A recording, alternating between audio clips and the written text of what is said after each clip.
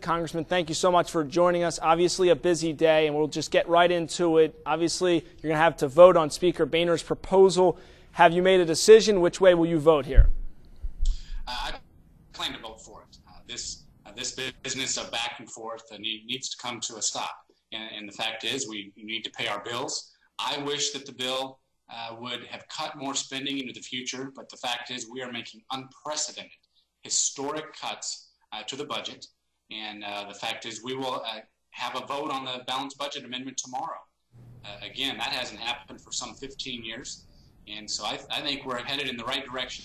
I would prefer to head in the direction a little more quickly. However, the votes aren't there to do that. The Senate didn't even take up a vote on the cut, cap, and balance approach that I think would be a better way of approaching this issue. But the fact is we need to pay our bills, and that's what this bill will do. We heard Speaker Boehner say to certain Republicans it's kind of come out, get in line. I guess your thoughts on that. Was he talking to you or other Republicans? I guess what were your thoughts on that when you kind of heard that from Speaker Boehner?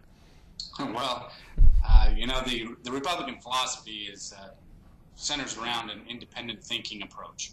And so certainly it's hard to get everyone on board for one singular bill that will have the votes to pass both houses of Congress and go to the president.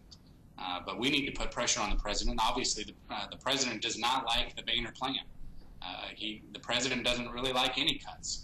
Now, keep in mind that it was just about 2 years ago that the president was wanting to spend more money as a means of creating jobs or supposedly saving jobs. Obviously, evidence is in that hasn't worked. And the fact is, we've changed the debate from how much to spend to how much to cut. That is what is so important. We're making small progress, but the fact is we are making progress. That's the good news. And again, this will set a direction where we still have a lot more work to do. And I guess if this latest proposal doesn't go through, I guess, Congressman, where do we go from here? It's obviously been a back-and-forth battle.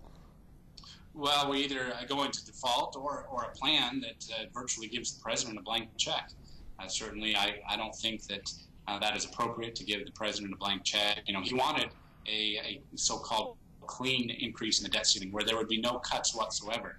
This proposal, the Boehner plan, cuts more then it raises the debt ceiling. And so that is the good part of it, and certainly well within, I believe, what the American people want us to do. Yes, again, I would prefer more. We cannot do that yet.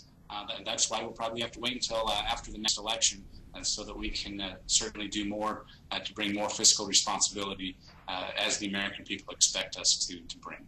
And earlier in the week, obviously, Washington, after the president addressed America, flooded with emails from residents. I'm sure, did you get a lot from residents of Nebraska, maybe of how upset they are at this point right now? They're frustrated. I know that they see this back and forth on television. You know, never before, to my knowledge, has the president gone on primetime television to try to defeat a bill in Congress. And he certainly laid down what his philosophy is. Speaker Boehner followed up the other night with his philosophy. Truly, I believe the philosophy of John Boehner is closer to what the American people want us to do, especially when you look at what happened last November with sending a lot of new folks to Washington to join those of us who have been fighting for more fiscal responsibility for even longer than I've been here. So the fact is, we need to move forward. Let's make sure we pay our bills. Let's make sure we constantly focus on putting the American people back to work. Congressman, did you get emails from people from Nebraska? And if so, did you respond to them and give them some bright ideas for the future in dealing with this? We've received emails that I go through. Today I answered the phone myself. I wanted to take the opportunity to talk to constituents directly, and obviously they're frustrated. They want us to behave like adults here in Washington and make sure that we solve these very serious problems that we are facing. All right, Congressman, I think that's good. Obviously a big day in Washington, so we thank you so much for taking the time to join us here. Thank you.